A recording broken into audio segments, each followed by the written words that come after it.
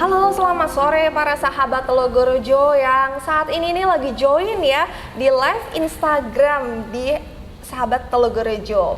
Nah, hari ini kita akan berdiskusi tentang hal yang menarik ya, yang banyak sekali ditanya-tanyakan nih ya di mungkin podcast-podcast yang sebelumnya. Nah, jadi hari ini kita akan membahas ya, bahas apa sih nanti ya, karena kita kan sapa dulu ya narasumbernya hari ini yang sudah excited sekali di sebelah saya. Langsung saja saya sapa dengan satu tarikan nafas, bukan lagi ijab kabul tapi ya, oke. Profesor Dr. Zainal Mutakin, PhD spesialis bedah saraf konsultan, yang adalah dokter spesialis bedah saraf konsultan dari SMC Rumah Sakit Telogorojo Semarang. Halo, selamat sore Prof. Zainal. Selamat sore Audi, selamat sore para sahabat Telogorojo. Ya betul ya Prof ya namanya ya. Betul sekali. Dan betul ya, satu tarikan nafas ya Prof. Oke Prof, hari ini ya kita akan membahas yang sebelumnya ini belum pernah kita bersama membahas nih Prof, ya, yaitu mengenai EEG nginap dan EEG tanam pada pasien epilepsi kebal obat. Kan kalau mengenai EEG doang itu pernah dibahas. Ya betul. Lalu juga kalau epilepsi kebal obat itu juga sering sekali ya dibahas. Tapi kalau EEG nginap pada epilepsi kebal obat baru kita gabungin ini temanya sekarang ya Prof ya. Makanya kita akan membahas hari ini, dan pastinya buat para sahabat Telogorojo yang mau bertanya-tanya itu bisa tulis aja ya di kolom komentar live Instagram kita saat ini. Jangan lupa ya, pokoknya nanti ditulis yang menarik, nanti akan kita bacakan ya. Dan juga sebenarnya tuh di kemarin tuh komen-komennya juga udah banyak yang masuk pertanyaannya ya. Tapi langsung saya tanya dulu ke Prof ya, yang dari saya pribadi dulu ya Prof ya. Silakan. Iya, karena saya juga udah siapin nih Prof ya pertanyaannya. Mungkin sebenarnya basicnya dulu sih Prof ya. Mengenai EEG yang saya tahu ya Prof ya, maaf nih kalau salah ya, apalagi kan bahasa medis. EEG itu katanya singkatannya elektroensefalografi, betul apa tidak tuh Prof? Betul sekali. Nah itu apa tuh Prof? Jadi EEG itu satu sarana untuk merekam aktivitas listrik di otak. Tetapi perekaman itu dilakukan dengan memasang ya elektroda, namanya alat untuk memonitor aktivitas itu, dilekatkan di kulit kepala kita. Ya, nanti gelombang yang terekam yang muncul tentunya bukan apa adanya, tetapi itu melalui satu processing, diproses, di mana gelombang yang sebenarnya terlalu kecil untuk direkam itu dibesarkan sehingga bisa terbaca. Ya, gelombang itu sebenarnya setiap titik yang ditempel di kulit kepala itu diharapkan merekam aktivitas listrik otak dari sekitar 1 juta sel saraf kita di bawah titik alat yang ditempel itu. 1 juta sel saraf. 1 juta. Ya, dan itu biasanya dilakukan oleh dokter saraf untuk mengetahui penyebab seseorang yang sering mengalami kejang berulang. Ya, kalau seseorang itu mengalami serangan kejang berulang, maka diduga penyebab paling seringnya penyakitnya namanya epilepsi kan.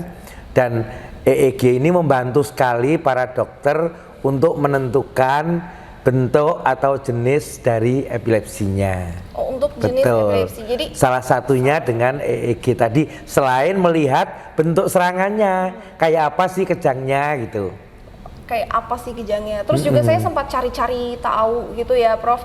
Katanya sebenarnya EEG itu kan bermacam-macam ya manfaatnya, bukan cuma untuk epilepsi ya, ada untuk sakit lain. Namun memang untuk saat ini kita fokusnya ke yang masalah epilepsi. Untuk ya, epilepsi. Prof, ya. Apalagi epilepsi yang kebal obat tersebut. Nah terus ya Prof ya, untuk apa sih pemeriksaan EEG-nya tersebut Prof? Untuk detailnya kan tahunya itu kan normal, abnormal ya. Betul. Nah itu sebenarnya apa sih Prof manfaat dari pemeriksaan EEG? Apa cuma buat tahu normal abnormalnya aja atau ada yang lain-lainnya Prof? Nah, pertama terkait sama persoalan kejang tadi. Jadi ternyata di dunia kalau kita kumpulin banyak orang, itu ternyata cukup banyak orang yang pernah mengalami kejang sekali seumur hidup. Jadi orang yang mengalami kejang sekali seumur hidup itu jumlahnya bisa mungkin sekitar 5%. Kalau ada 100 orang, maka ada 5 diantaranya yang seumur hidup entah kapan pernah kejang. Tidak semua yang orang pernah kejang itu kejangnya terus berulang. Nggak semua, tetapi diperkirakan ada sepertiganya. Jadi kalau ada 3 orang yang pernah kejang, maka 1 di antara 3 itu kejang itu cenderung akan berulang.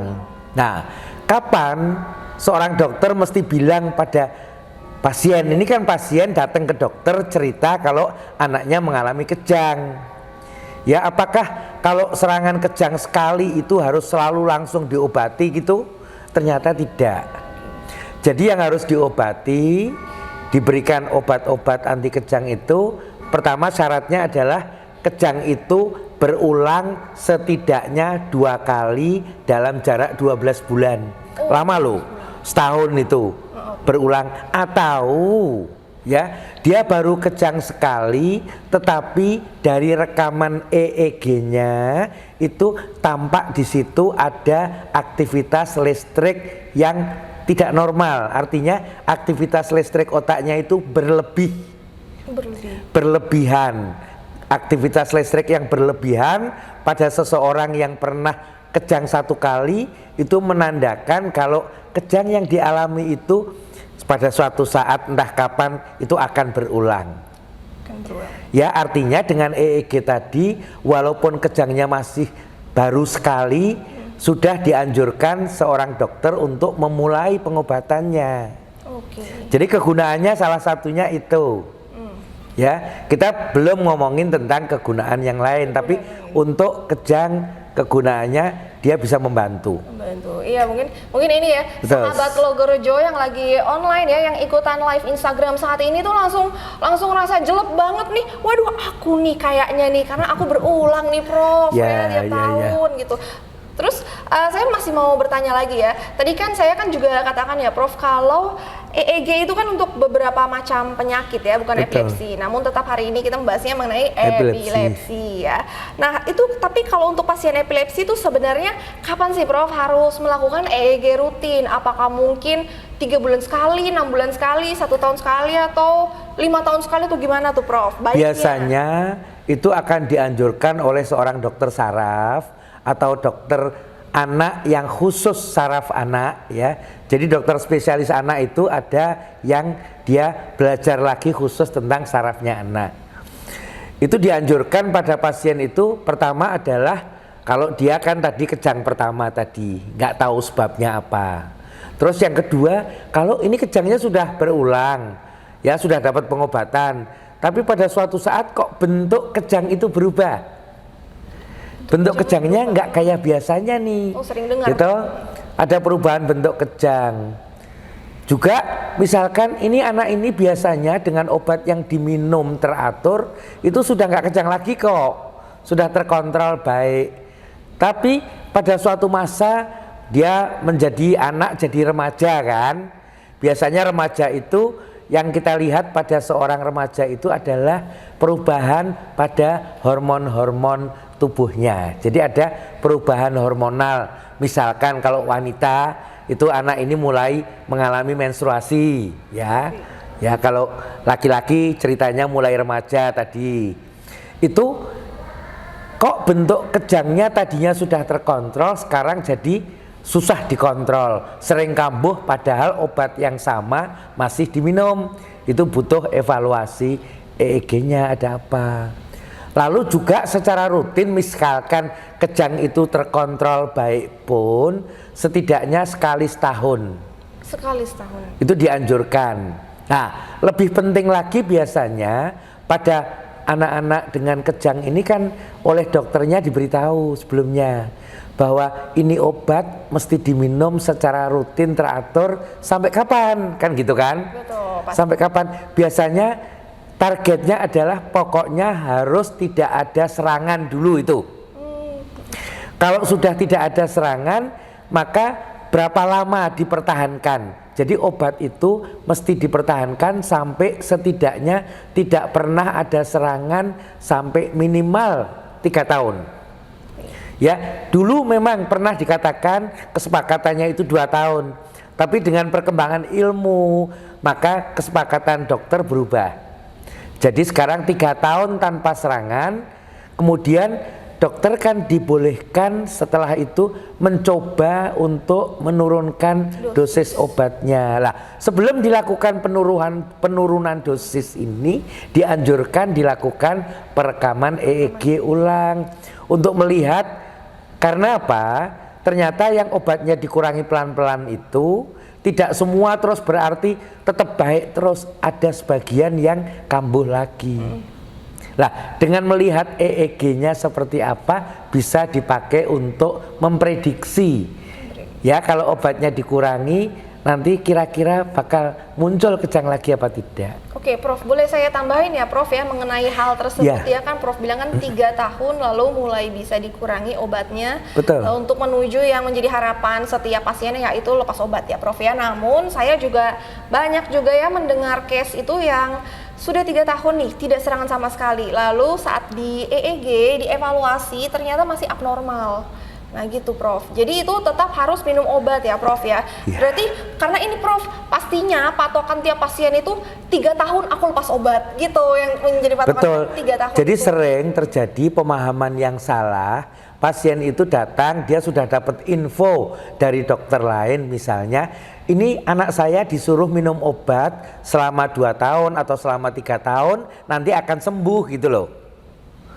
Jadi yang betul adalah bahwa setelah 3 tahun tidak ada serangan, nanti dari 100 orang, kalau ada 100 orang yang nggak serangan tadi kan, diturunkan obatnya pelan-pelan, itu diharapkan ada 50%. Jadi dari 100 hanya separuhnya yang dia akan bertahan tetap baik, tidak ada serangan meskipun obatnya diturunkan. Ya, artinya separuh lagi, yang 50 lagi itu tiap kali dikurangi obatnya akan kambuh lagi. Artinya apa? Tidak ada jaminan ya bahwa seseorang itu bisa lepas obat setelah 3 tahun tanpa serangan. Harapan itu ada. Ya, tetapi tidak ada jaminan. Ya, kalau terus ditanya, lalu berarti anak saya mesti minum obat terus dong, Pak Dokter, seumur hidup misalkan. Nah, saya balik cerita sama pasien itu, saya ini sudah hampir 20 tahun minum obat terus. Saya sampaikan, loh obat apa Dok? Tekanan darah saya waktu itu saya sempat terkejut, tekanan darah saya itu 170, 180. Nah, ternyata saya punya hipertensi, ya kan? Nah, saya tahu bahwa itu pasien-pasien yang masuk ICU karena stroke, karena serangan jantung, itu semua gara-gara tekanan darahnya tinggi dibiarin. Nah, saya nggak mau seperti itu, maka saya pilih minum obat. Jadi saat ini ada 2 obat yang saya minum teratur pagi dan malam untuk memelihara tekanan darah saya yang bertahan di 130. Jadi yang perlu minum obat jangka panjang itu bukan cuma epilepsi, gitu kan? Untuk apa minum obat jangka panjang? Untuk kebaikan. Betul, setuju banget. Nah, gitu kan? Begitu juga bagi saya, Prof. Mendingan minum obat tidak serangan daripada tidak minum obat tapi serangan terus-menerus ya, Prof. Betul, ya. Iya, kalau bagi saya juga gitu, Prof. Makanya saya tidak terlalu memperdulikan saya masih minum obat berapa lama lagi, saya tidak terlalu menghitung itu. Pokoknya yang penting sayanya sehat gitu ya. Dan semoga juga sahabat Logorejo gitu ya. Oh ya, mau ngingatkan lagi nih untuk sahabat Logorejo yang mau tanya-tanya ya, bisa tulis ya di kolom komennya. Tapi Prof nih ya, di banyak yang case ya, itu ada banyak yang seperti ini Prof, dan jadinya saya simpulkan ya Prof ya. Jadi mengenai EEG bagi pasien itu kan harus rutin. Nah itu gimana kalau EEG yang sudah dilakukan rutin ya, dikatakan itu kayak EEG-nya tuh normal Prof. EEG-nya normal, tapi ada juga pasien itu yang hasilnya normal, dikatakan normal, padahal ternyata tuh sebelum melakukan EEG itu kan katanya kan prosedurnya sebenarnya kan baiknya kan yang begadang, lalu juga sebelumnya tidak minum obat. Dalam keadaan yang lelah, ngantuk, itu diharapkan gelombang listrik yang memicu kejang itu akan muncul, karena tidak selalu muncul masalahnya. Iya, nah kalau Ya. kayak gitu gimana ya Prof Jadi ya? gini, menegakkan untuk bilang dokternya bahwa itu penyakitnya epilepsi itu tidak sepenuhnya tergantung kelainan pada EEG. Jadi tadi kan saya sampaikan kalau kejang itu terjadi 2 kali atau lebih dalam jarak 12 bulan, itu dokter harus sudah memulai pemberian obat untuk mencegah terulang lagi. Karena penelitian membuktikan yang 2 kali serangan dalam jarak 12 bulan itu 80% bakal terulang kejangnya. Ulang kejangnya. Ya. Jadi kenapa ada pasien epilepsi yang sering kambuh rutin sebulan 2 kali, 3 kali, itu pasien saya seperti itu. Ada yang setiap kali direkam EEG-nya dibilang EEG-nya kok terlihat normal. Nah, ternyata memang seperti itu. Sekitar 20% ya pasien epilepsi itu dia walaupun sering kejang, tetapi pada saat direkam EEG-nya di saat tidak kejang itu EEG-nya akan normal di saat dia tidak kambuh. Artinya EEG yang normal itu tidak bisa dipakai berarti itu bukan epilepsi gitu, nggak bisa. Ya itu kan hanya alat pembantu, alat penunjang. Jadi walaupun EEG-nya normal, yang harus diobati oleh dokter itu bukan EEG-nya yang diobatin, yang diobatin pasiennya kan. Ya jadi tetap saja bahwa kalau itu EEG-nya normal pun ya tetap mesti diobati. Oke, karena banyak juga ya Prof ya yang langsung berstatementnya, aku kok dibilang EEG-nya normal tapi aku masih kejang, atau ada juga yang dikatakan kalau aku sebenarnya sudah tidak pernah kejang gitu, tapi kok EEG-nya masih abnormal gitu, suka sebaliknya. Betul. Ya banyak yang gitu ya Prof ya. Saya aja. Jadi banyak itu bisa membaca. terjadi tetap ya, dia tidak kejang. Jadi ada aktivitas listrik yang tidak normal di kepala, di otaknya, tetapi kekuatannya tidak menimbulkan kejang yang bisa kelihatan gitu kan, kekuatan listriknya, karena dia minum obat dengan teratur tadi. Oke, iya. Ya, jadi bukan berarti kalau tekanan darah saya sudah normal, saya bisa lepas obatnya. Kenapa? Kalau saya lepas obat saya, tekanan darah saya akan naik lagi. Oke. Ya, jadi pasien-pasien itu yang EEG-nya normal pun kalau obatnya dilepas bisa jadi kambuh lagi. Kambuh lagi. Oke ya. Ini mungkin ya para sahabat Logorejo nih ngerasa Prof itu tuh saya, Prof itu masalah saya ya. Betul. Nah, kalau ngerasa itu masalahnya pokoknya tulis aja, cerita aja di kolom komentarnya, tanya-tanya ke Prof, nanti dijawab ya setelah pertanyaan saya pastinya. Lalu Prof ya, kita menuju ke masalah EEG nginap ya. EEG nginap. Betul. Mungkin banyak yang bingung nih, EEG nginap itu apa sih Kok Prof? nginep kan, ya? Kan EEG itu kan cukup 1 jam doang Prof, kok harus nginap sih gitu. Dan Betul. apakah semua pasien epilepsi harus melakukan EEG nginap itu Prof? Nah, apa tuh EEG nginap Prof? Ya, jadi ternyata dengan pengobatan yang teratur itu kalau ada 100 orang epilepsi itu 70% 70 dari 100 orang itu kejangnya terkontrol dengan 1 atau 2 macam obat. Itu data dari berbagai negara. Ya, 70% itu terkontrol, artinya dia dengan obat yang diminum teratur nggak kambuh lagi. Nah, artinya kan berarti masih sisa 30%. Jadi 30% pasien itu meskipun obatnya sudah lebih dari 2 macam, terus dosisnya sudah cukup, kombinasi obatnya sudah tepat menurut dokter sesuai dengan jenis epilepsinya, dan sudah diminum dengan benar. Dievaluasi ternyata kejangnya masih terus berulang. Itu yang kita sebut sebagai epilepsi bandel atau epilepsi kebal obat istilahnya. Nah, mereka yang kebal obat ini kalau terus dibiarkan, maka akibat yang buruk terjadi pada otaknya. Apalagi kalau dia itu anak-anak yang otaknya sedang tumbuh, maka bisa terjadi kemunduran perkembangan otaknya. Ya, pada orang dewasa pun itu akan menyebabkan kemampuannya untuk mengingat, memorinya, kemampuan untuk berpikir itu semakin lama semakin berkurang. Jadi kejang itu punya sifat merusak otak kita. Artinya kita harus berupaya untuk menghentikan.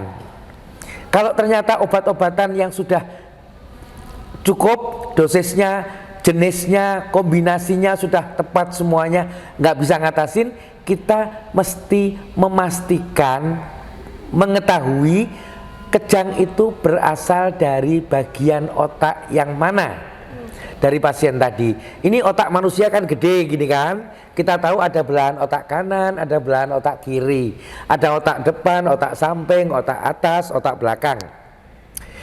Penyebab epilepsi itu 90% kalau tidak di otak samping terbanyak itu otak depan kita. Jadi ada kanan ada kiri.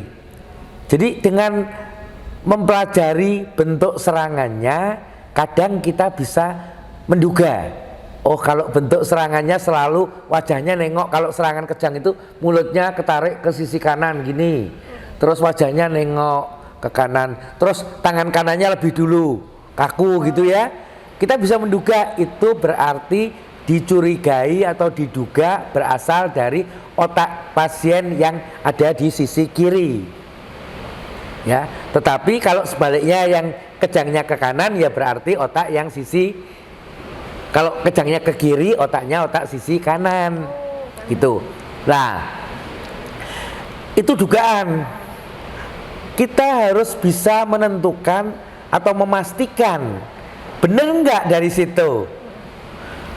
Kalau pasien kita rekam EEG setengah jam atau 1 jam bahkan sampai 2 jam, belum tentu saat direkam si pasien mengalami serangan kan? Betul banget. Betul. Apalagi Pada kalau ruang EEG nyaman. Betul. Ya, pasiennya enak tidur, nyenyak tanpa ada serangan, EEG-nya tadi saya bilang bisa normal, bisa nggak normal, tetapi tidak bisa membantu mengetahui asal dari serangannya.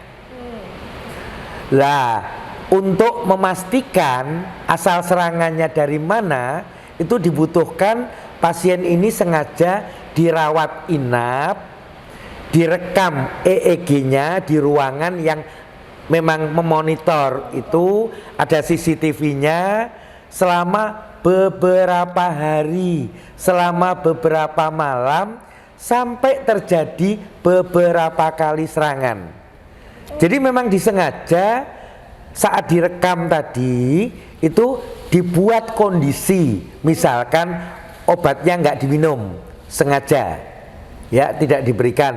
Terus pasiennya diminta untuk supaya menjadi lelah, ya apapun yang membuat lelah. Kalau dia begadang semalaman nonton TV atau main gadget, itu yang kira-kira biasanya memicu serangan. Jadi yang ditunggu oleh dokter itu terjadi beberapa kali serangan. Kenapa? Nanti yang dilihat EEG-nya ini itu EEG beberapa detik sebelum serangan. Kita bisa melihat serangan itu dari mana? Dari bagian otak kanan, kiri, atau dari otak yang samping atau otak depannya. Ya, kenapa? Karena kita butuh menjadi yakin. Ya, jadi dugaan tadi perlu dipastikan. Nah, setelah kita yakin ini ternyata kejangnya si anak ini bersumber dari otak kanan depan misalnya, maka berikutnya lagi dokter akan melakukan pemeriksaan foto MRI otak yang baik untuk mencari tahu ada apa, kelainan apa, perubahan apa di otak kanan depan si anak ini, gitu. Kalau semua datanya nanti menyokong, memang diduga kuat dari bukti bentuknya kejang seperti apa, EEG serangannya, EEG nginepnya itu mendukung, terus foto MRI-nya juga menunjukkan memang ada kelainan di situ, maka kita jadi yakin memang itu sumber kejangnya, dan pasien tersebut bisa ditolong dengan yang namanya bedah epilepsi. Iya. Itu tujuannya ke sana. Jadi kalau kita belum berpikir, wong ini anaknya terkontrol baik dengan obat, kita nggak berpikir ke arah bedah epilepsi, Kan nggak perlu. Nggak perlu ya. EEG nginap. Yang perlu adalah mereka yang sulit diobatin, yang dengan pemeriksaan lain sudah dilakukan tetapi belum mendukung untuk bisa memastikan sumber kejangnya. Oke, kalau saya boleh tambahin ya Prof ya, mungkin sebenarnya ini dari pengalaman saya pribadi ya, yang dan saya simpulkan ya mengenai yang EEG menginap itu, kan Prof kan katakan kalau beberapa hari lalu juga harus sampai serangan. Betul. Agar tahu ya, sebelum serangan itu dari otak yang mana ya Prof ya. Tapi kalau menurut saya itu dari setiap pribadi, lepas pribadi ya, yang ingin melakukan hal tersebut itu juga harus tahu dulu nih pemicu serangannya apa. Ya. Misalkan karena main gadget yang Betul. terlalu cerah, terus misalkan main game yang sampai begadang, atau kalau saya pribadi ya, saya kan tahu ya dulu sampai pemicu serangannya apa. Kebetulan saya dulu masih kuliah sastra China, dan saya kalau misalnya nulis huruf Mandarin dengan cepat itu saya tuh dulu pasti serangan, dan makanya jadi saat EEG itu nggak muncul-muncul kan serangannya. Ya udah akhirnya saya putuskan untuk saya menulis Mandarin dengan cepat dan langsung serangan. Betul, gitu. Jadi betul, menurut Audi. saya sebelum melakukan itu harus tahu dulu pemicunya. Betul.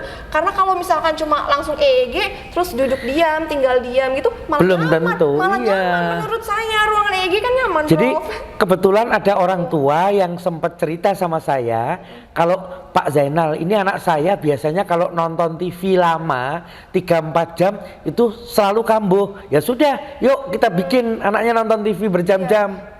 Terus ada lagi orang tua yang cerita, ini anak saya biasanya kalau habis makan coklat banyak-banyak kambuh. Ya sudah Pak, beliin coklat yang banyak, kasih makan coklat yang banyak supaya perekaman EEG nginepnya itu jangan lama-lama, bisa dapat beberapa kali serangan. Iya. Yang dibutuhkan adalah beberapa kali serangan, minimal setidaknya 3 kali, berasal dari lokasi otak yang sama, konsisten gitu ya. Kalau ada 10 kali tapi selalu pindah tempat ya enggak bisa. Kebanyakan sumber kejang itu dari satu titik, dari satu tempat. Kalau itu otak samping ya otak samping, lobus temporal, atau otak depan yang namanya lobus frontal. Karena ada kebingungan ya, Audi ini foto MRI-nya normal, cerita kejangnya juga nggak jelas. Nggak jelas. Ya, terus EEG serangannya ada di otak depan dan otak samping kiri bersamaan.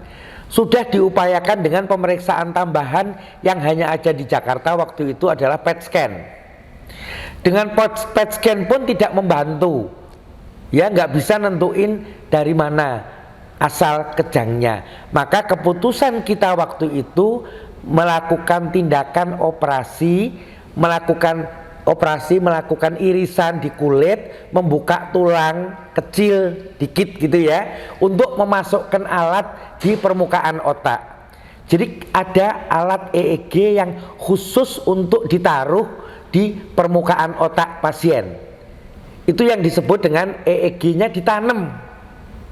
Makanya namanya EEG tanam. Ditanam melalui operasi, ditaruh di permukaan otak depan dan otak samping sisi kiri. Kenapa dipasang di situ? Karena kita butuh memastikan kejang dari Audi itu dari mana. Ya, dengan EEG tanam ini apa bedanya dengan yang di luar gitu kan? Ternyata yang ditanam di permukaan otak itu 100 kali ya, 100 kali lebih sensitif, lebih peka untuk bisa menangkap gelombang listrik yang memicu kejang.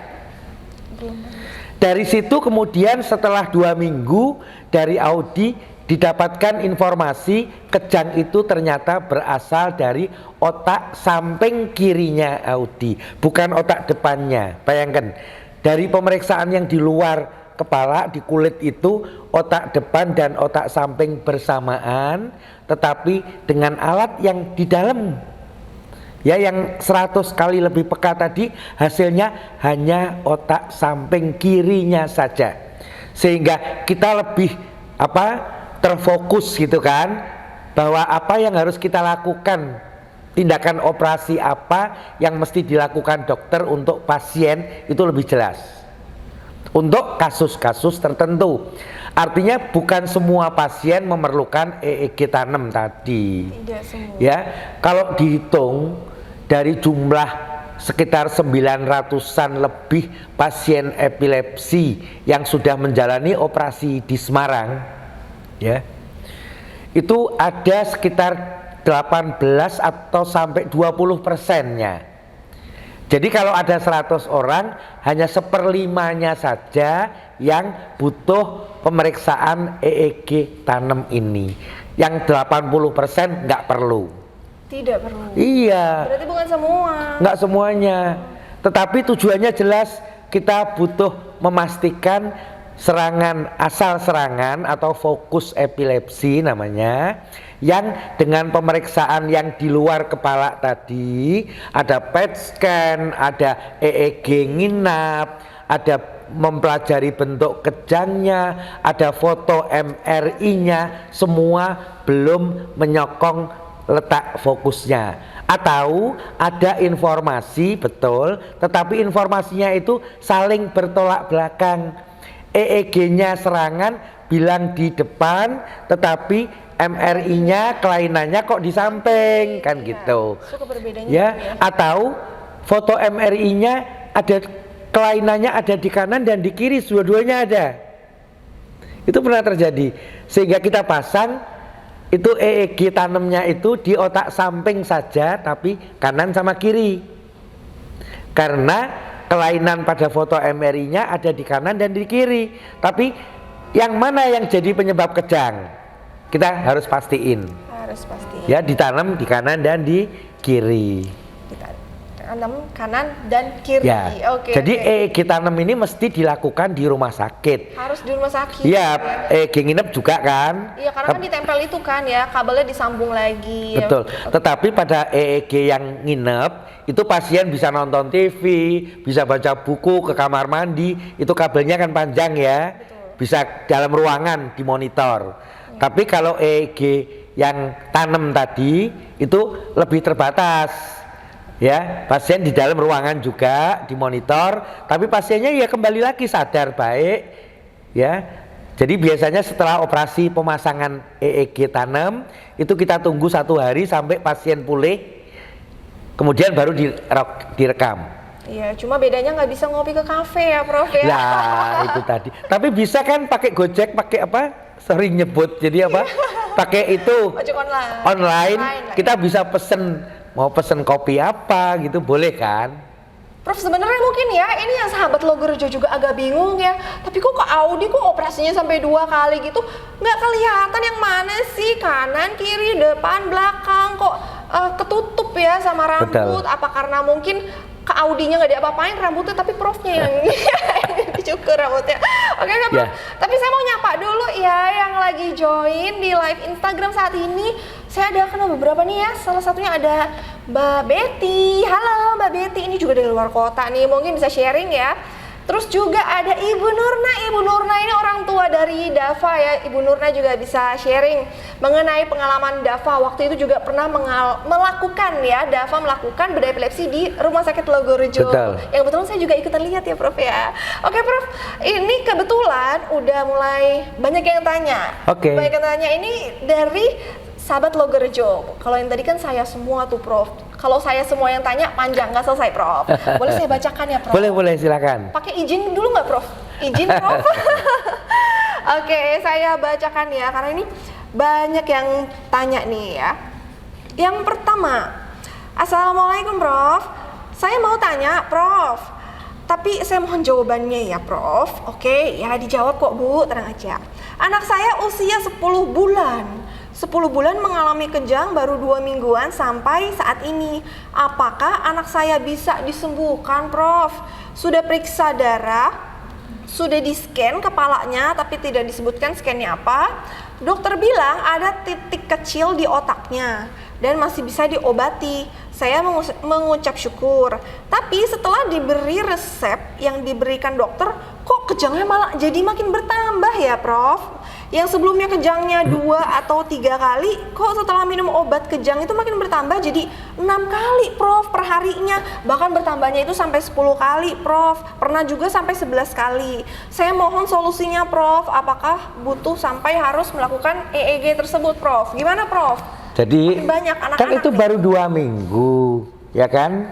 Kejangnya dikasih obat, dokter itu akan selalu memulai pemberian obat dari obat tidak sekaligus banyak obat gitu, enggak. Pasti akan mulai dengan 1 obat. Karena apa? Pengobatan ini pengobatan yang jangka panjang. Jadi kalau bisa 1 obat, kenapa mesti 2 obat? Kalau bisa 2, kenapa mesti 3? Terus juga dosisnya. Dokter akan selalu memulai dengan dosis yang paling kecil yang sesuai dengan berat badan si anak. Itu tadi. Jadi tidak ada, kalau kita mau sembuh kasih aja langsung 4 macam 5 macam obat dengan dosis yang tinggi sekaligus gitu. Mungkin nggak kejang lagi, tapi itu tidak menyelesaikan masalah gitu kan. Jadi kalau dokter memulai pengobatan dengan dosis yang paling kecil yang sesuai dengan berat badan tentunya, itu nanti diikuti, dievaluasi. Oh, kejangnya bertambah.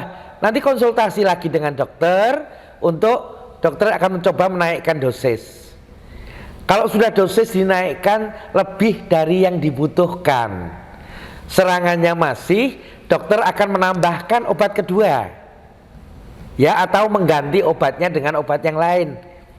Itu dicoba, karena seperti dokter itu, dokternya Putra Ibu, saya juga sama, saya tidak bisa tahu pasti, oh ini dengan obat ini pasti nggak kejang, nggak bisa.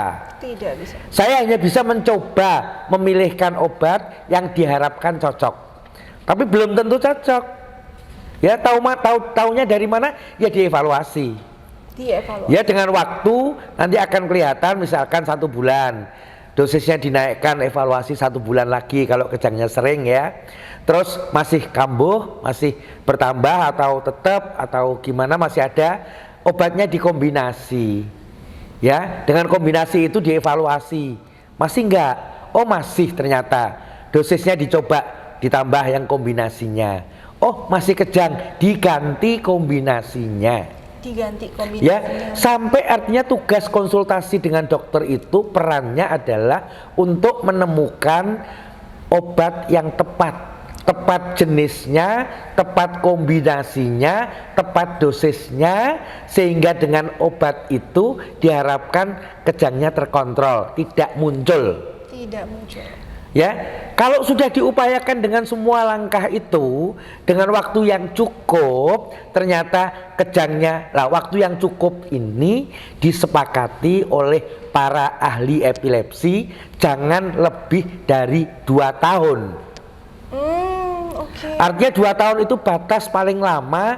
Kalau ternyata tidak teratasi dengan obat, segera ambil keputusan lain untuk memastikan sumber kejangnya. Ya, pada anak-anak itu makin singkat waktu ini. Ya, kenapa? Karena pada anak-anak yang otaknya tumbuh itu kejang itu lebih merusak, sehingga pengaruh pada otaknya lebih parah kerusakannya. Sehingga harus berusaha dokter itu makin cepat mengambil keputusan untuk kalau tidak teratasi dengan obat-obatan, mungkin tidak dilakukan pembedahan dengan berbagai pemeriksaan tadi tambahan yang kita sudah diskusikan. Oke, ya Prof ya. Prof, ini semoga menjawab ya kepada Mayo Mas Nur, mohon maaf ya kalau salah sebut. Oke Prof, ini pertanyaan terakhir ya, karena ini pertanyaan terakhir sesuai banget dengan pernyataan saya tadi kalau banyak yang berpatokan itu pada waktu minum obat. Kalau tadi kan tapi saya sebutnya 3 tahun ya, karena itu yang saya tahu untuk yang dewasa. Saat ini kesepakatannya seperti tahun. itu. Tapi itu kan ada yang mengatakan 2 tahun. Nah ini yang bertanya Prof, dengan waktu yang singkat ya Prof, Dok, anak saya itu ketika usia 1,5 tahun jatuh tidak ketahuan, dan ketika dilihat itu sudah kejang, terus dibawa ke rumah sakit, dilakukan EEG, hasilnya abnormal epilepsi, dan setelah berobat 3 bulanan karena saya pindah luar kota, pengobatannya tuh jadi berhenti. Sekitar 1 tahun berjalan, kambuh lagi kejangnya, pemicunya tuh karena demam. Terus dirawat lagi di rumah sakit di kota lain dan rutin kontrol dan berobat sampai 2 tahun. Kemudian dilakukan EEG untuk evaluasi. Tapi kok masih abnormal ya, Prof? Padahal kan sudah 2 tahun berobat bebas kejang. Nah, itu seperti yang saya nyatakan tadi ya, Iya. masih abnormal. Padahal sesuai dengan yang prediksinya gitu ya, sesuai dengan target minum obatnya itu. Kan tidak ada jaminan seseorang itu yang dinyatakan epilepsi itu bisa lepas dari obatnya. Ya, seperti saya sudah 20 tahun minum obat anti hipertensi. Ya, sampai kapan saya tidak tahu, tapi saya bahagia dengan obat yang saya minum karena tekanan darah saya terkontrol baik. Mereka yang punya penyakit kejang harus berbahagia kalau kejang itu tidak datang lagi. Ya, itu tadi. Meskipun dia minum obat. Gitu. Ada yang obat itu bisa dikurangi pelan-pelan sampai dilepas, tetap baik, tapi itu hanya 50%. Artinya tidak ada jaminan seorang anak atau seorang dewasa dengan epilepsi itu bisa lepas dari obatnya. Apa sih salahnya kalau minum obat asal tidak kejang gitu loh? Oh, nanti ginjal saya, liver saya terganggu segala macam. Jadi patokannya adalah selama dosis obat diatur oleh dokter, itu nggak akan terjadi kerusakan fungsi hati, fungsi ginjal. Tetapi siapapun yang minum obat jangka panjang, termasuk saya minum obat anti hipertensi tadi kan, setahun sekali dianjurkan memeriksakan darah, periksa darah laboratorium untuk menilai fungsi ginjal dan fungsi hati. Itu cukup 1 kali setahun. Ya, itu pemeriksaan yang murah dan bisa dilakukan di semua laboratorium sekecil apapun di desa manapun. Itu. Jadi jangan berpikiran kok masih minum obat. Tapi yakinlah bahwa obat itu aman. Ya, dengan dipastikan tadi sekali setahun cukup. Sekali setahun. Ya, jadi jangan khawatir nanti obatnya gini, saya kurangi sendiri, saya berhentikan sendiri. Kenapa? Karena takut nanti ganggu. Enggak ada gangguan itu. Tidak ada gangguan itu. Betul. Oke, Prof, ngomong-ngomong ya, yang tadi saya tanyakan itu ya, yang dari pertanyaan para sahabat Logorejo itu, yang pertama tadi tentang anak, yang kedua tentang anak. Menurut saya ya, mungkin yang berikutnya kita ini bisa membahasnya itu mengenai epilepsi itu anak ya, Prof ya. Oh iya. Iya, jadi berikutnya mungkin nanti di sesi berikutnya kita minta SMC untuk kita buat dialog macam gini, tapi kita ajak nanti dokter saraf anak juga. Ya, untuk bahas epilepsi tentang pada anak. Iya, karena yang bertanya itu banyak orang tua. Betul, ya, dan betul. kalau nanti kita bahas anak nih, orang tua nih banyak yang mantau nih pasti ya, apalagi emak-emak ya, Prof ya. Oke, Prof, tanpa terasa ya, Prof ya. Ini waktu kita ini sudah mau habis ya, Prof ya. Terima kasih banyak ya kepada, tarik nafas dulu. Terima kasih banyak kepada Profesor Dr. Zainal Mutakin, PhD spesialis bedah saraf konsultan yang telah berdiskusi bersama kita semua itu mengenai yang EEG tanam dan EEG nginap ya bagi epilepsi kebal obat, dan semoga itu pastinya bermanfaat untuk para sahabat Logorejo dan untuk para sahabat Logorejo ini yang mungkin sempat ketinggalan ya, baru ngikutnya di tengah-tengah atau di akhir ya, mau menyaksikan dari awal itu bisa lihat saja di YouTube SMC RS Logorejo, bisa juga lihat di Instagram rs.Logorejo, atau bisa lihat juga nih di TikTok SMC RS Logorejo, karena di situ bukan hanya tentang yang materi hari ini aja, tapi juga banyak sekali materi-materi kesehatan lainnya. Betul ya, Prof ya? Prof betul juga jangan lupa di-follow ya, dilihat ya, Prof ya. Oke deh kalau gitu ya. Semoga informasi hari ini bermanfaat menjawab pertanyaan para sahabat Logorejo. Kalau gitu saya Stefani Claudia pamit undur diri. Sampai jumpa, sehat selalu ya. Terima kasih para semuanya sahabat Logorejo dan Audi ya. Terima kasih, Prof. Ya. Izin, Prof. Terima kasih.